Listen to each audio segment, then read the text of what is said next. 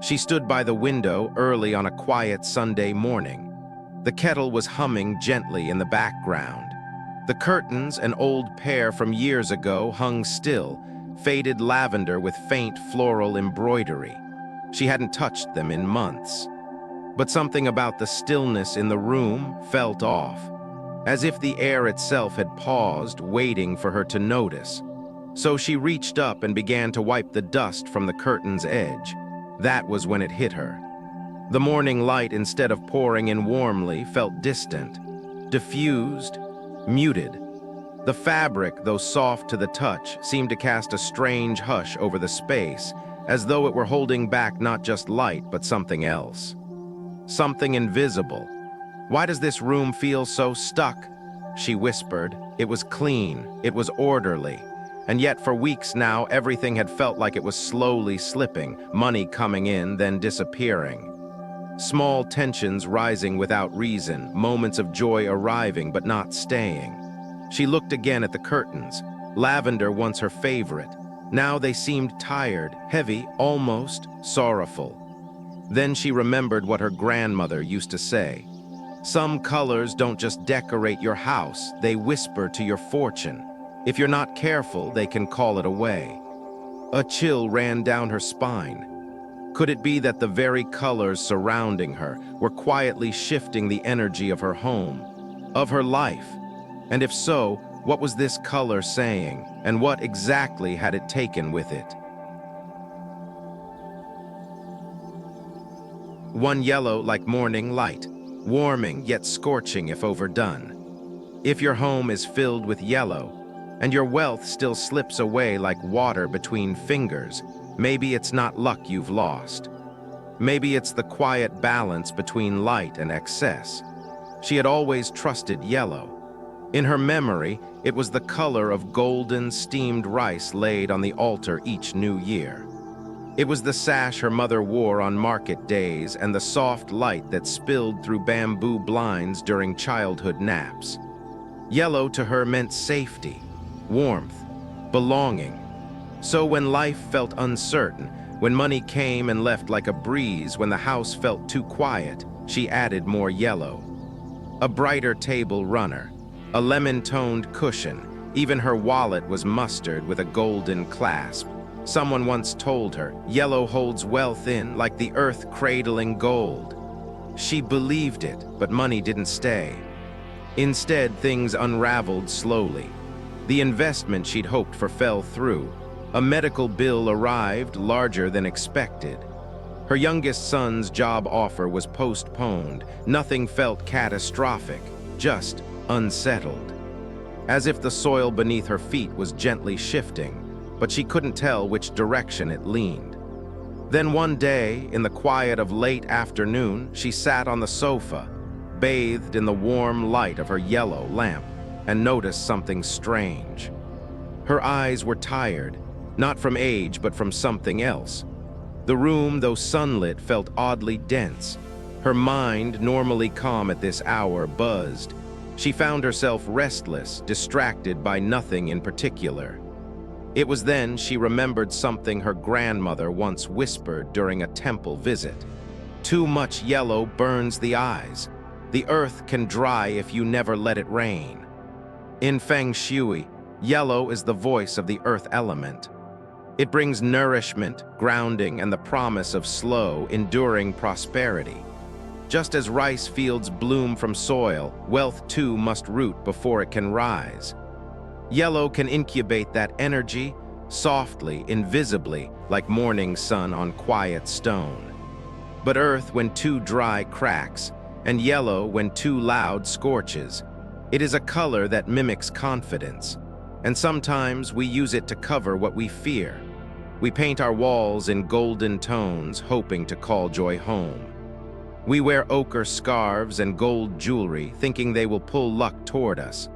But color doesn't attract when it's desperate. It reflects what already lingers beneath. Too much yellow in a space, especially the artificial or overly bright kind, doesn't calm. It agitates. It stirs the nervous system like staring into midday sun with no shade. It whispers urgency even in stillness. and in its imbalance it can mirror an inner tension. The fear of losing control, the anxiety of scarcity, the pressure to always seem okay. One woman shared with me that her kitchen, once her pride and joy, had become a place of rising voices. Her husband grew irritable there. Her grandchildren, though once delighted, now seemed distracted, unfocused, quick to quarrel. The walls were a bold yellow. She had chosen the color for its brightness, hoping to keep joy in the air. But yellow is not joy. It is stimulation, and stimulation without balance becomes chaos. Healing begins when we remember yellow's true rhythm. Not the harsh light of overhead bulbs, but the gentle glow of early sunlight on old ceramic tiles. The way a soft yellow mug feels warm even before the tea is poured. Yellow's power lies not in its dominance, but in its restraint. If you feel your finances have become unpredictable, your sleep disrupted, or your home too loud though no one speaks, pause. Look around. Is yellow screaming where it should be whispering? Healing with yellow is possible and beautiful when done like tending a garden. Begin with subtleties. Let yellow return to its role as the supporting player, not the star. Choose tones that feel like old parchment, like candlelight on honey, like the inside of a ripened mango. Not neon, not synthetic, not sharp. Place yellow where energy needs anchoring, on the edge of your desk, in the center of your home, or folded inside a drawer you open each morning. Let it greet you, not chase you. Let it suggest warmth, not impose brightness. Pair it with grounding textures, raw wood, woven fabric, earth-toned ceramics. Let it appear in circles, not sharp edges. Think of it not as wealth itself, but the soil that prepares for wealth to arrive. Most importantly, ask yourself, why are you drawn to yellow? Is it because you love its warmth, or because you fear the cold? Sometimes we reach for color not as expression, but as armor. Let yellow become again what it was always meant to be, like the first morning light, soft and kind, a quiet blessing, a subtle reassurance that you don't need to shout to be heard. That real wealth doesn't rush, it roots. And when it roots, it stays. 2. Red, the flame that opens paths, but can burn bridges. She wore red on the day she signed her first contract, and again when she lit incense for her father's anniversary. Red was always there, for beginnings, for memory, for moments that mattered. But lately the color had started to bite. It began with a small rug at the entrance, deep crimson, soft beneath the feet.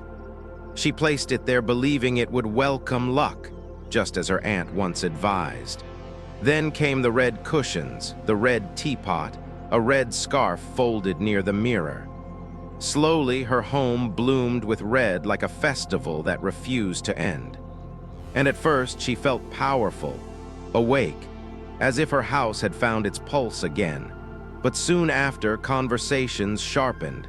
A niece who had always been gentle grew strangely combative during her visits. Her own sleep became light, fragmented. She snapped at her husband over small things, like misplaced keys or tea left to cool. Even the cat seemed anxious, darting from room to room, tail twitching in a way it never had before. The house was warm, yes, but the kind of warmth that makes you sweat, not settle. In Feng Shui, red is fire. It ignites, propels, awakens. It is the force of action, of courage, of beginnings that demand to be seen. Fire brings the harvest. Fire clears the old. Fire makes space for the new. And in the right moment, it is the match that sets your life into motion. But what we forget is that fire does not choose what it burns. Red, when misused, doesn't just light the path, it can erase it. She remembered the old Tet scrolls her grandfather used to hang, their ink black against crimson paper, fluttering just above the family altar. Red then was sacred, timed, intentional. It came for New Year's prayers, weddings, offerings to the land spirit. It left quietly after its work was done. Now in her home, it was everywhere, constant, untamed, and she began to realize. Fire, when it stays too long, becomes exhaustion, not because it is cruel, but because it was never meant to linger. Red in its beauty stirs the mind. It awakens yang energy, vitality, movement, ambition. It pushes us toward risk, visibility, declaration. A red dress tells the world you're ready. A red envelope carries more than money. It carries the vibration of promise. Even red lipstick has long been worn by women not just to be seen, but to claim space. But when red dominates a space, walls, curtains, large carpets, even clothing worn daily, it shifts from invitation to intrusion. It makes the body alert, yes, but also agitated. It invites the energy of movement, but sometimes you don't need to move, you need to stay. And red doesn't like to stay. She noticed her thoughts racing. Her decisions, once calm, now rushed. Her house, always a refuge, had become a stage, always performing, always on. That's when she took the rug away. She folded it slowly, as if dimming a light too bright for the room. And as she rolled it up, something shifted. The entrance felt cooler, the air easier to breathe. That night she slept through till morning. Red should never be feared, but it must be respected. Used well, it clears stagnation, brings courage, opens conversations with the right people at just the right time. It is beautiful on days of significance. A job interview, the first day of a new month, the moment you finally make a long postponed decision. But like fire, it needs a vessel, a boundary, a reason. Let red appear like the first flame of incense in the temple, rising, not roaring. A red bracelet tied around your wrist during travel. A red pen when signing your name onto a dream. A red lantern lit during the first full moon, casting warmth, not heat. Let it arrive with purpose and leave with grace. Because healing comes not from lighting every corner, but from knowing when to leave shadows untouched. Red, when it flows, is a river of momentum, but when trapped, it becomes steam with nowhere to go. And if you feel that your relationships are tense, your sleep fractured, your goals scattered, look again. Not at what's missing, but what's burning too long. What's shouting where softness is needed. What's demanding when you long to receive. Perhaps it's not bad luck. Perhaps it's just too much red. 3 green, quiet growth like bamboo, but may drain the soil. It was the only thing in the house that never stopped growing. The money plant by the window, with its round leaves and vibrant stems, had doubled in size since spring. But her bank account had not. She watered it every Sunday, wiped its leaves with care. Sometimes she whispered to it, called it her quiet friend. And when her neighbor said it would bring money if placed in the right corner, she smiled. The southeast, of course. She had read that too. But as the plant climbed, something else began to shrink. It was subtle at first. She hesitated longer before buying groceries, delayed the dentist appointment, said no to a trip she'd long dreamed of. Not because she couldn't afford it, but because something in her body whispered, "Wait, not now." That whisper grew louder. It didn't speak in panic, it spoke in hesitation, in second guesses. In nights staring at the ceiling, running numbers that never quite added up. The plant thrived, but she, in ways she couldn't name, felt slowly withering. In Feng Shui, green is the color of wood. The element of trees, of bamboo, of gentle resilience. It nourishes, it expands, but it also draws deeply from earth. Roots, after all, need soil to live, and when wood grows unchecked, it depletes the earth beneath it. Growth is beautiful, but only when the ground is ready. In Vietnamese tradition, green often appears without announcement. In the jade, bangle worn for health. In the banana, leaves wrapping offerings. in the young ao day of schoolgirls crossing the bridge on misty mornings. It is a color of hope, of quiet futures, of things not yet said. But like youth, green can become demanding. In the modern home, we fill our spaces with plants, green walls, sage cushions, trying to call in life. We believe that more green means more money, more stability, more calm. But like any element, green too can shout in its own silent way. She realized this when her granddaughter visited. The child, usually bubbly, grew quiet in her green-toned guest room, refused to nap, kept shifting from chair to bed to window. "It's too leafy," she mumbled. And though it made little sense, the words struck home. There was something overly leafy about the space. Too many vines, too many forest-toned fabrics, too much stillness that wasn't truly restful. It was the kind of calm that felt heavy, like standing in a jungle with no path forward. Green, when overused, doesn't comfort, it clings. It is the promise of progress that never arrives. The to-do list filled with plans, none complete. The accounts opened with excitement, now sitting dormant. The project that keeps growing without yielding any fruit. She had planted so much growth in her space she forgot to harvest. And the soul, like the soil, needs pause. Healing with green is never about removal. Plants are not the enemy. Life should feel alive. But there is a difference between what grows for beauty and what grows without permission. She began again, this time with intention. One plant stayed, her oldest, the one that had been with her through grief, through healing. She moved it gently to the center of the home, gave it space. The rest she offered to friends, to the local temple, to her niece who had just moved out. She chose softer greens for her decor. Olive, sage, the green of dusk rather than dawn. She brought in warm wood to balance the palette, and she stopped buying new things just to fill the corner. Because sometimes a corner doesn't need filling, it needs breathing room. Green works best when it's allowed to pause, when it doesn't press against every surface, when it's paired with warm light, with stillness, with the humility of growth that takes its time. When used with balance, green helps us plan without panic, spend without guilt, invest with grace. It allows wealth to move like bamboo, flexible, quiet, always rooted. But when used to avoid stillness, green can exhaust the very soil that feeds it. So ask yourself, what in your life is growing but not giving back? Perhaps a plant, perhaps a habit, perhaps a plan you keep watering even though it has no leaves. Growth isn't always good. Sometimes stopping, just for a breath, is the most fertile thing you can do. For white, the color of clarity, yet may freeze the heart. It was the cleanest room in the house, and the loneliest. The floors gleamed. The countertops were spotless.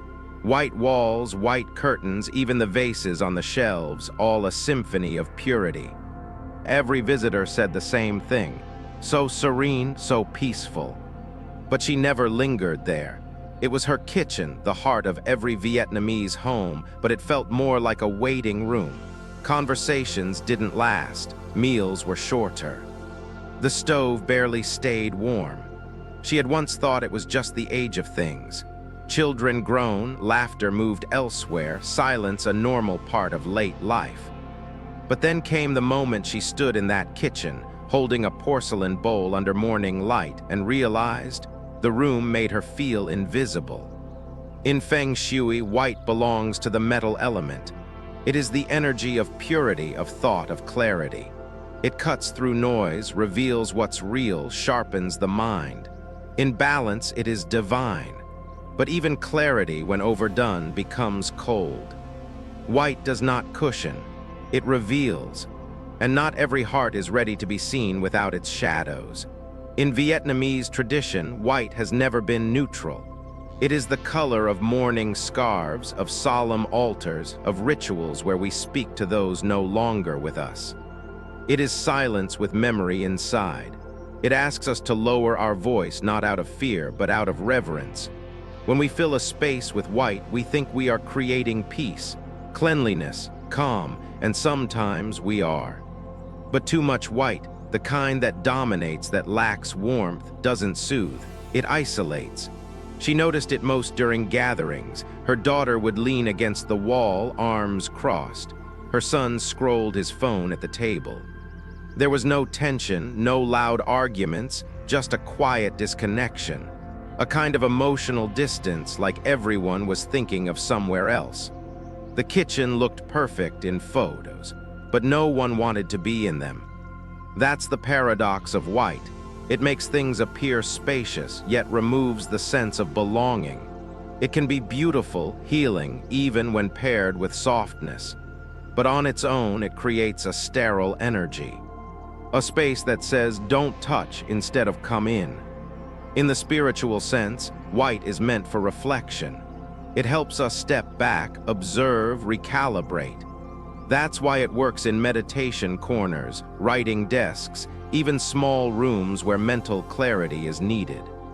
But it was never meant to be the soul of a space, because souls are messy. They are textured, and white asks too much of them.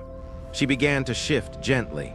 She kept the white walls, but added light wood shelves, a clay pot with dried lavender, a lamp with warm, golden light. On the dining table, she placed a soft beige runner, woven, imperfect. And when she lit incense in the mornings, she let the smoke trail across the white tiles, adding motion to stillness. The change was quiet. But one day, her granddaughter sat longer at breakfast. Her husband made tea without being asked. The kitchen didn't feel empty anymore, it felt held. White, used well, can be an invitation, not to speak louder, but to listen deeper. Not to show off, but to simplify. It is a color that holds space for thought, for rest, for clarity before action. But used carelessly, it becomes distance in disguise. If you find yourself craving more connection but your rooms feel lifeless, look at your whites. Are they paired with light, with warmth, with story? Because white is not just the absence of color, it is the space between them. And spaces, to be alive, must breathe. Let white remain in your life as a pause, not a silence. As a canvas, not a wall. Let it host your memories, not erase them. Sometimes, to feel more grounded, you don't need more color. You just need to let the white become softer. 5. Purple, soulful and majestic, but may swallow the present. It was her favorite color in secret. Not the cheerful lavender of soap wrappers, nor the bright plum of market scarves, but that deep, dusk-toned violet that feels like silence after rain. She had always loved it from afar. It reminded her of incense smoke curling in temple air, of the sky just before night falls, when the light no longer shines, but also hasn't left. In her youth, she never wore it. Too serious, people said, too solemn. She wore pinks and blues like a good daughter should. But when she turned 60, she began to bring purple into the house. A lavender shawl over the sofa, a violet candle on her altar, a soft purple curtain in her bedroom where the morning light filtered through in quiet hues. She said it made her feel calm, protected, like she was finally coming home to herself. But slowly, almost invisibly, the world around her started to feel far away. She stopped answering calls quickly. Conversations tired her. She wanted more time alone, more time to think, to write, to remember. She started keeping a journal. Dreams became vivid, full of symbols. She lit more candles, spent long moments just staring at the flame. It wasn't sadness. It wasn't illness. It was detachment. Like she was sinking gently underwater, hearing the world through a thick hush. In Feng Shui, purple is a complex energy. It is the union of fire and water, of passion and stillness, of doing and feeling. It represents wisdom, depth, and the space where spirit begins to speak. It is not the color of quick action or loud celebration. It is the color of the soul when it finally looks inward. Purple doesn't ask for attention. It invites surrender. And surrender, while healing, can also lead you away from the world you live in. Traditionally, purple has been associated with royalty, with spiritual teachers, with those who live not on the surface but beneath it. In Vietnamese temples, purple candles are lit during rituals meant for deeper guidance. In literature, it appears in poems of longing, of fate, of timeless waiting. But purple, for all its beauty, is not gentle to the ungrounded. She realized this one afternoon after sitting for hours in her purple-toned bedroom. The light outside had changed, but she hadn't moved. Her body felt heavy, her thoughts slow. She didn't feel sad, but she didn't feel fully here either. It was as if purple had pulled her into a world just slightly removed from time. A space where things made sense, but only in memory or in dreams. And that's the gift and danger of this color. When life becomes too noisy, too demanding, purple offers a refuge. But when used without awareness, it can become a curtain between you and the present, between the heart and the hands, between thought and action. It doesn't shout. It doesn't warn, it simply lulls. She began to rebalance, not by rejecting the purple, but by anchoring it.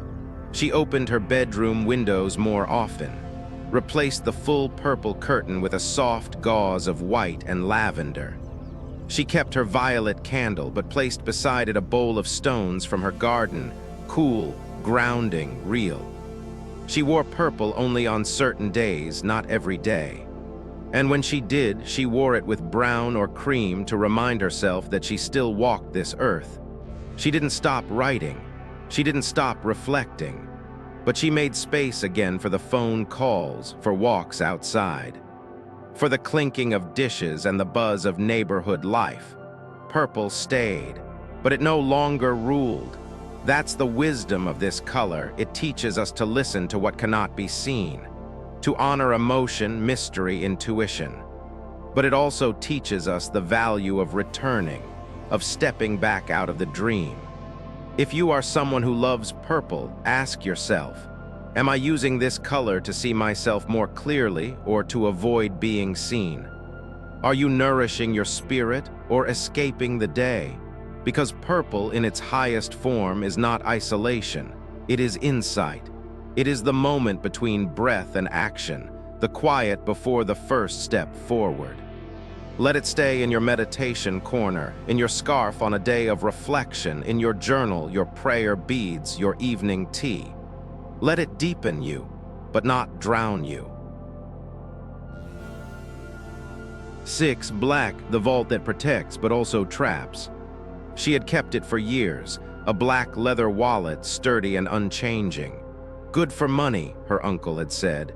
Keeps wealth hidden, safe, undisturbed. And for a long while it did. Or so it seemed. It never overflowed, but money stayed. Bills paid, needs met. The wallet felt like armor, elegant, practical, quietly strong. She trusted it. Just as she trusted the black handbag she carried to every formal event, the black lacquer box on her dresser, the little black stone she kept near the altar. Black to her was dignity. It was presence without noise, the kind of power that didn't announce itself. But over time, that power began to feel still, too still. She noticed it one rainy afternoon. She reached into the wallet and found herself hesitating. Not because she lacked money, but because spending felt somehow heavy. As if every transaction required permission. As if wealth once stored should never leave, and it wasn't just money. Her energy slowed too. She declined outings. She avoided bright colors. She said she was conserving, resting, thinking. But beneath it all there was a hush, a subtle closing of doors one by one until the house felt like a locked box. Black had protected her, but now it was beginning to keep her in. In Feng Shui, black belongs to the water element. It symbolizes depth, wisdom, the unseen world. It governs mystery, intuition, and the ability to hold energy without spilling it. It is the shade of ink of nighttime oceans of the space between words. When used with intention, black is profound. It allows the mind to focus, the body to rest, the soul to consolidate. It gives form to ambition, like the rich soil that hides seeds until the moment is right. But even seeds need air. Black is the vault, but a vault must open, eventually. In Vietnamese culture, black carries many faces. It is the color of old áo đai worn by grandmothers, of monks' robes in solemn processions. It is the lacquer of ancestral chests, the tone of temple drums, the quiet strength of silence in mourning. It holds the past, not to forget it, but to protect it. But when black takes over, when it becomes the dominant hue of a space or wardrobe, it begins to absorb not just light, but movement. She began to see it in her home. The black dining chairs that never seemed inviting. The hallway painted in a charcoal that made every step feel uncertain. Even the mirror frame, once elegant, now felt like a window to a room that wouldn't let her in. Black, she realized, doesn't just conceal. It collects, it takes in energy, keeps it, folds it inward, which is a gift if you are depleted, if you need retreat, if your spirit has been too exposed, but for her it had gone too far. She wasn't resting, she was retracting. She remembered a saying from her grandfather, quiet but sharp: "Too much shade makes the tree forget the sun." She didn't throw the wallet away. She respected it, thanked it. But she began to lighten her relationship with it. She placed a tiny red thread inside, just beneath the coin pouch, a whisper of fire inside the water. She added cream cushions to the black chairs, hung a wind chime near the dark hallway. Let light in just enough, not to erase the black, but to give it a companion, because black is not the villain. It is the pause, the breath before action, the container of thought, but it needs contrast to stay alive. When used with softness, with gold, with wood, with soft yellow light, black becomes elegant, grounding, stabilizing. It helps money stay, helps thoughts organize, helps spirit retreat and return stronger. But when black is used out of fear, fear of loss, of exposure, of letting go, it begins to trap what it was meant to protect. If you find your life has become quiet, not peaceful, but inert, look at your blacks. Are they protecting you? Or are they locking the door from the inside? She didn't stop using black. She still wore her favorite black sweater on quiet days, still kept the lacquer box with her letters, still sipped tea from the old black clay cup. But she opened the windows. She let birdsong return. She placed a golden spoon beside the cup, because sometimes the safest place isn't the darkest. It's the place where dark and light sit side by side in quiet conversation. Final, the house hadn't changed much. The furniture stayed. The walls still bore familiar shapes. The morning light still filtered through the same window where she once stood, wondering what had gone missing. But something had softened. Not because she painted the rooms in new shades, not because she bought expensive objects or chased after rules. No, the shift came quietly, like steam rising from tea, like the hush between two verses of an old lullaby. She began to notice the way colors moved when no one was watching. How the soft yellow near her reading chair didn't glow, it exhaled. How a thread of red, tucked into her pocket, felt like courage she didn't have to announce. How the plant in the southeast corner no longer strained toward the sun, but simply grew. How the black lacquer box, unchanged, felt less like a vault and more like a secret she no longer needed to keep. Color, she realized, was never about decoration. It was memory, it was longing, it was breath. It was the unspoken agreement between the soul and the space it inhabits. I will hold you if you let me. And in that agreement, wealth returned. Not as coins or contracts, but as stillness, as warmth in rooms where voices had quieted. as gentle laughter in corners once ignored, as a sense of being home, not just in a place, but in her own presence. She no longer feared what color might take from her, because now she understood what she was ready to give. So tell me, which color in your life has been waiting all along for you to finally see it?